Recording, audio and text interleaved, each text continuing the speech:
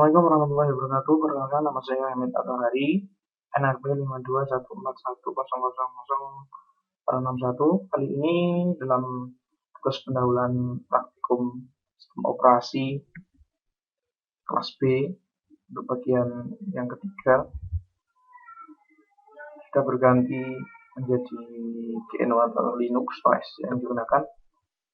Untuk tugas pendahuluan kali ini, yang pertama ada managing desktop. Dalam managing desktop di sini ada beberapa istilah. Itu ada desktop environment, window manager, compositing, dan juga berbagai macam hal yang terkait nanti akan kita bahas.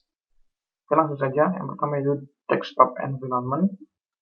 Sebelum kita membahas desktop environment, saya juga akan bahas tentang X-Window atau lebih lengkapnya X-Window System adalah software sistem komputer dan protokol jaringan yang menyediakan dasar untuk interface pengguna grafis atau GUI dan kaya akan kemampuan perangkat input dan juga jaringan komputer.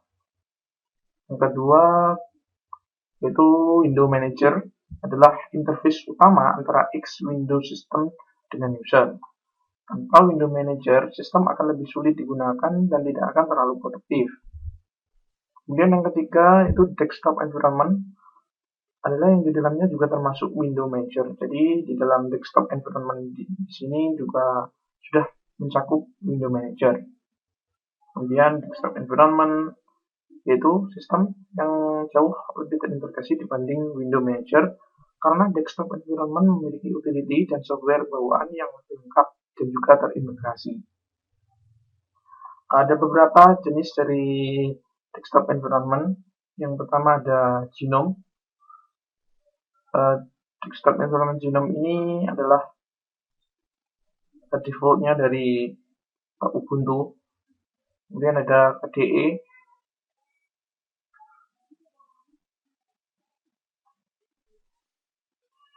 ada LXDE, dan juga XFCE.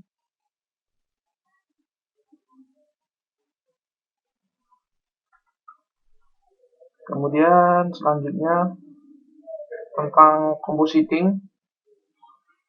Sebenarnya compositing di sini ada hubungannya dengan window manager ya, karena compositing adalah salah satu dari jenis-jenis window manager,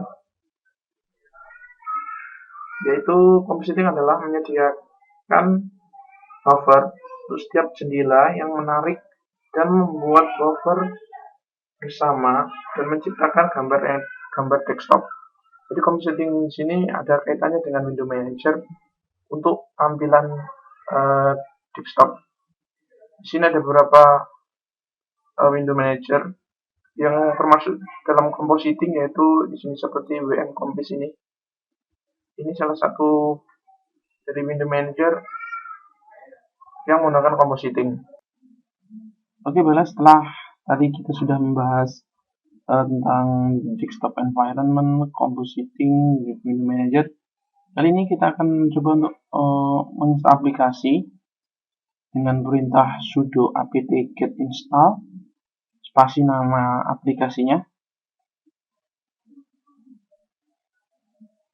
Dan juga saya akan berbicara, nanti akan bahas tentang dependensi. Sebenarnya apa sih dependensi? Karena nanti ada kaitannya dulu, Sebelum kita install, mungkin saya akan bahas dependensi terlebih dahulu. Jadi saya telah melakukan searching di Google. Di sini ada di websitenya di Debian. Nah, di sini saya juga sudah mencari package Get Fast Video. Ini adalah sebuah package aplikasi. Nah, pada Get Fast Video ini dia memiliki dependensi terhadap file-file yang lain. Bisa dilihat ada bermacam-macam sekali, banyak sekali dependensinya. Artinya itu aplikasi package Get Fast Video ini memiliki ketergantungan atau berkaitan dengan aplikasi yang lain. Sangat banyak di sini, bisa dilihat. Jadi yang perlu diperhatikan itu sebenarnya sebelum kita menginstal aplikasi, seumpama kita sebelum menginstal get video ini kita juga sudah harus ada di repository kita, yaitu dependency file-file package internet. Oke, selanjutnya kita akan mencoba melakukan install. Ini sebelumnya Linux kita sudah terkoneksi dengan internet dan juga sudah masuk di super user ini. Kita ketikkan apt strip get, terus kemudian spasi install, kemudian spasi nama aplikasinya, snapshot tadi. Udah yes, ketikkan yes. Nah, di sini ada error, entah kenapa.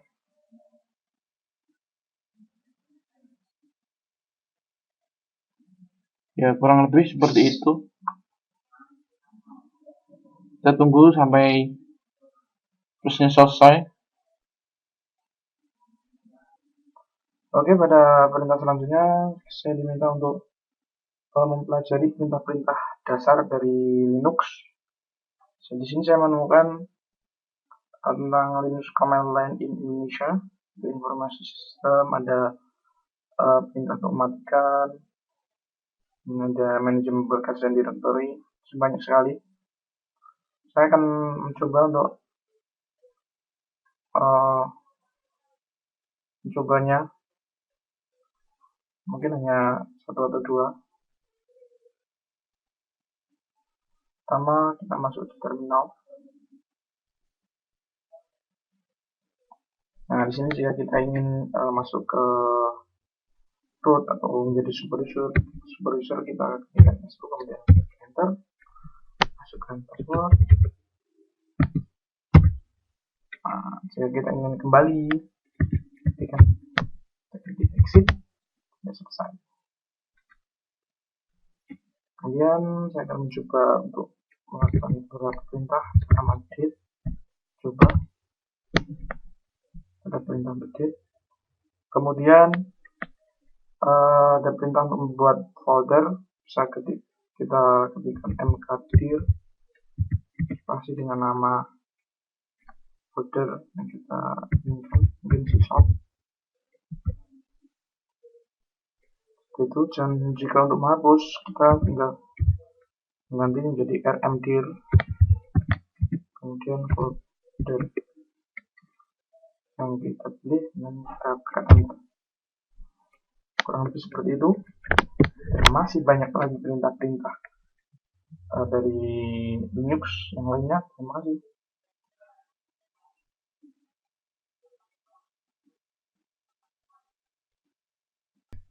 Baik, soal selanjutnya yaitu apa itu repository dan pelajari apa itu repository.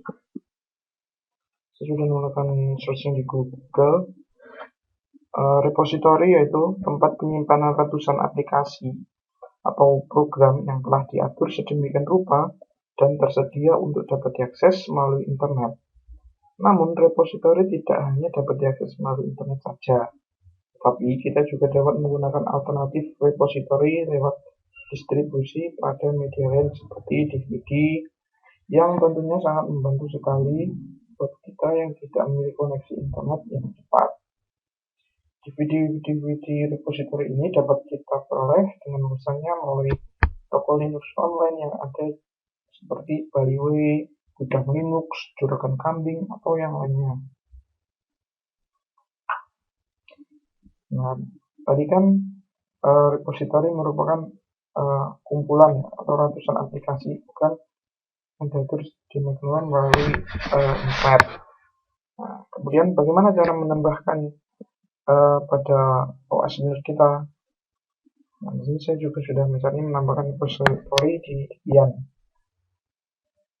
Ada 2 macam cara yang dapat kita gunakan untuk menambahkan repository. Yang pertama, melakukan via lewat DVD atau CD. Kemudian kita ketikkan perintah seperti ini, yaitu apt cd room add untuk menambahkan Atau juga untuk melakukan update kita ketikkan perintah apt get update. Kemudian untuk cara yang kedua yaitu menambahkan repository via jaringan.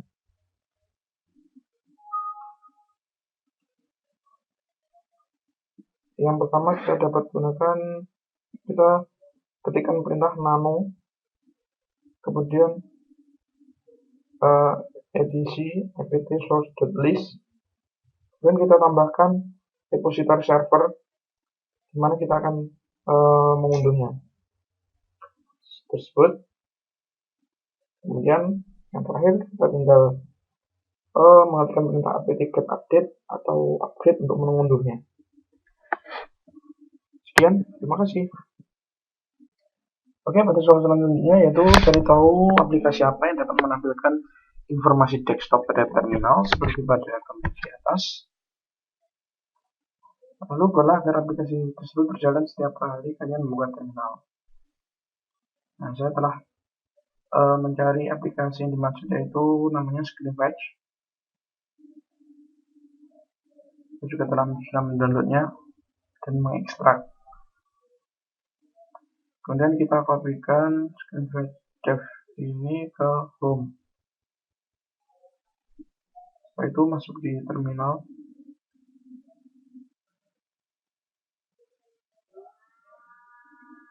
Nah, setelah kita masuk terminal, kita buat file regulernya, ketikkan cp kemudian nama ScreenFetch, tekan enter. Nah, setelah itu kita ketikkan chmod untuk installnya stick ScreenFetch. Nah, setelah chmod, kemudian kita jalankan. Kita ketikkan /ScreenFetch. Nah, bisa lihat sekarang aplikasinya sudah bisa kita tampilkan. Kemudian selanjutnya kita akan melakukan sedikit perubahan di PassRC-nya agar setiap kita membuka terminal, tampilan tentang informasi OS ini bisa langsung otomatis terbuka. Ya, setelah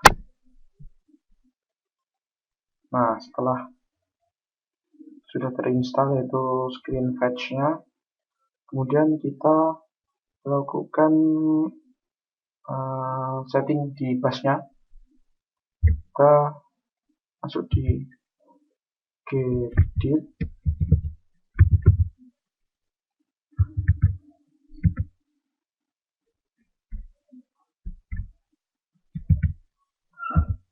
dan /passrc.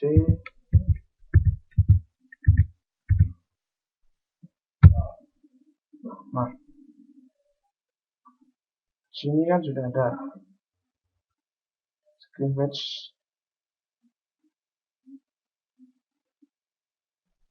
Nah, di sini ternyata kurang. Kita tambahkan titik slash. Save. Kita close lagi, kemudian kita tes apakah sudah berhasil. Nah, bisa dilihat sekarang sudah berhasil.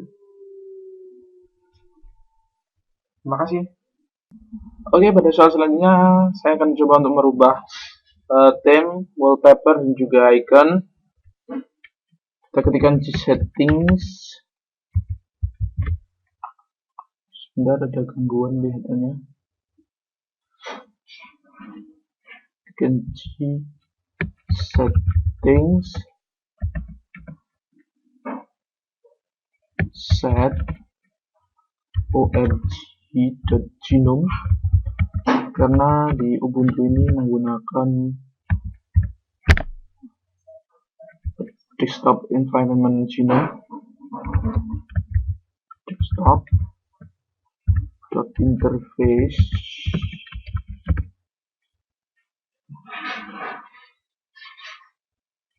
dan G3 strip dan coba menjadi high contrast.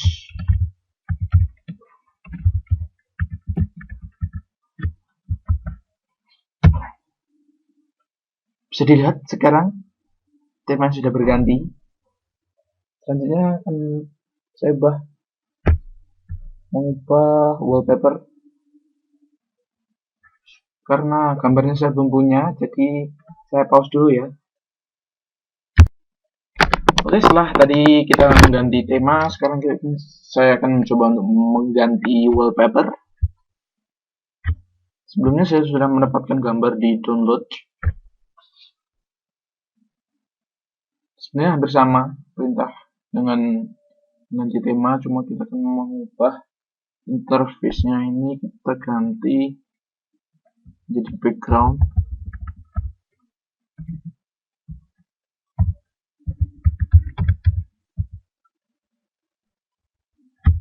Dan GTK theme ini kita ubah jadi fitur Tripuri.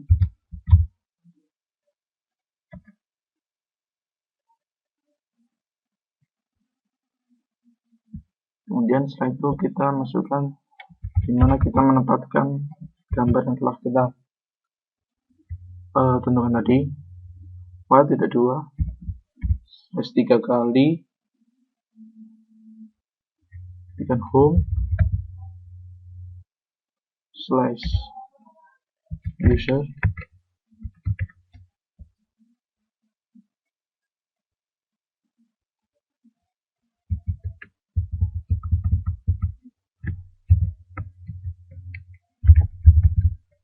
home/user /download.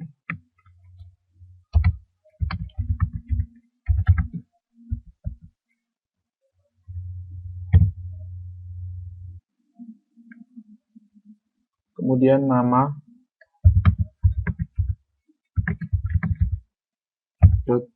ekstensinya, tekan aja. Sekarang wallpaper sudah berubah. Kemudian yang selanjutnya saya akan mencoba untuk mengganti icon. Namun iconnya sekarang belum nampak, sehingga saya akan lakukan pause terlebih dahulu ya. Oke, baiklah, selanjutnya saya akan coba untuk merubah iconnya.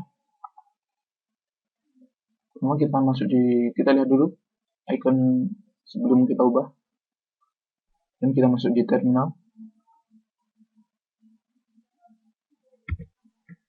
Kemudian saya seperti sebelumnya di icon theme, namun ada perbedaannya di settingnya di sini. Tetap setting set di genome desktop interface icon theme high contrast, dan coba kita tekan enter. Nah, setelah kita jalankan, kita coba lihat apa sudah berubah. Bisa dilihat ikonnya sekarang sudah berubah. Oke, baiklah, untuk soal terakhir di user management, sini kita akan mencoba untuk membuat user dengan nama si shop dengan password 123 dan masukkannya ke dalam grup well. Kemudian yang kedua itu kita akan membuat user baru lagi dengan nama panggilan dan juga password NRP. Kemudian jadikan user ini sebagai user system. Oke, pertama kita masuk ke DB-nya dulu, masuk di terminal.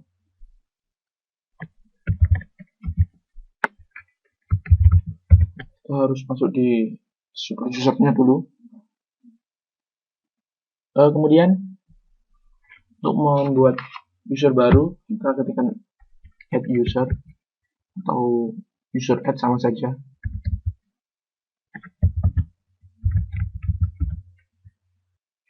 Dan ketikkan syshop, enter. Kita masukkan passwordnya.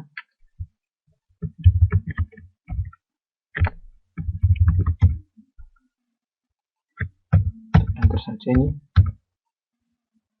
Yes. Kemudian yang kedua saya akan buat grup well. Ketikkan add group.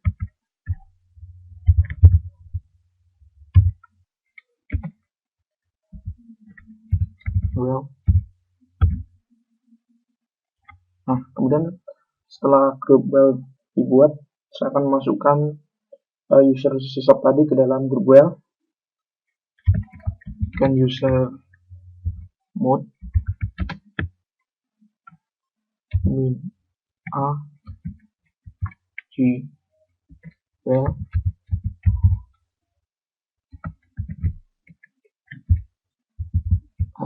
syshop, enter.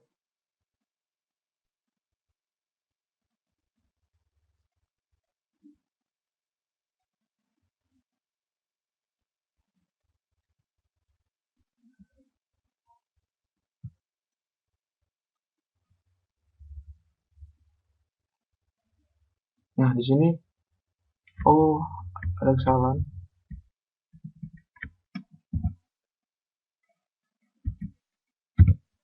Nah, setelah kita masukkan, kemudian soal yang kedua, kita akan buat user baru lagi dan nama panggilan. Karena nama Hamid tadi sudah ada, mungkin saya akan mengganti, menambahkan Hamid 1. Masukkan password sesuai NRP saya 061 061 061. Yes. Kemudian saya akan merubah user Hamid 1 tadi agar jadi sistem. User min m Hamid 1